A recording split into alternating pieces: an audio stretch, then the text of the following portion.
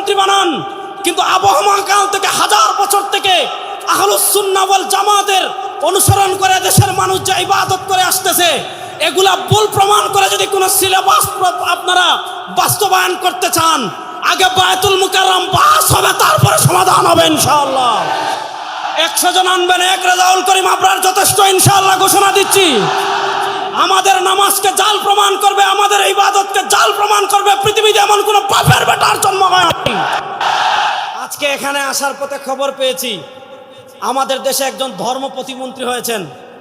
সরকার যাকে ইচ্ছা তাকে ধর্ম প্রতিমন্ত্রী বানাক, আমাদের আপত্তি নেই, আমরা এটা নিয়ে আপত্তি করি না।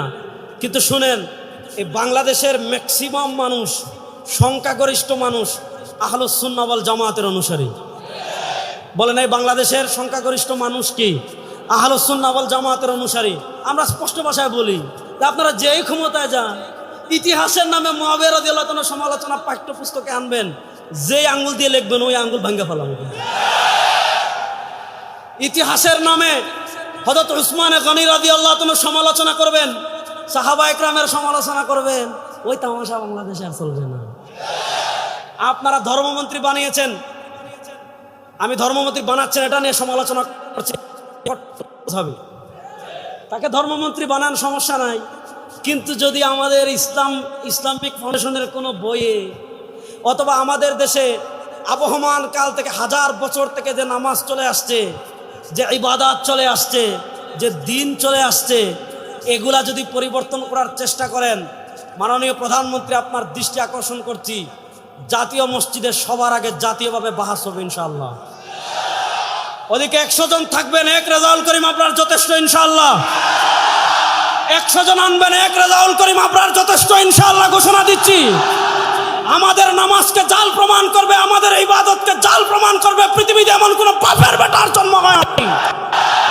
সুতরাং আপনারা যাকে ইচ্ছা তাকে ধর্ম প্রতিমন্ত্রী বানান, কিন্তু আবহমান কাল থেকে হাজার বছর থেকে আহলুস সুন্নাহ ওয়াল জামাতের অনুসরণ করে দেশের মানুষ যে ইবাদত করে আসতেছে, এগুলা ভুল প্রমাণ করে যদি কোনো সিলেবাস আপনারা বাস্তবায়ন করতে চান, আগে বায়তুল মুকাররম পাস হবে, তারপরে সমাধান হবে ইনশাআল্লাহ। আপনারা নবীর আদর্শ বাস্তবায়ন করার জন্য প্রস্তুত আছো তো যুবকরা? ইনশাআল্লাহ। শুনেন, পৃথিবীর প্রান্তে প্রান্তে এই শতাব্দী, আমি সব জায়গায় বলি, গত 100 বছর ভাই মাইর খাইছি, আগামী 100 বছর মার দিব ইনশাআল্লাহ। গত 100 বছর পরাজিত হয়েছে, আগামীর পৃথিবী ইসলামের বিজয়ের শতাব্দী হবে ইনশাআল্লাহ। আগামী পৃথিবীতে 2টা লড়াই হবে, তার অন্য প্রস্তুত আছেন তো ইনশাআল্লাহ? আমার নবী 1400 বছর আগে বলেছেন, ইসাবাতান মিন উম্মতি আহরাজাহুম আল্লাহু মিনান নার।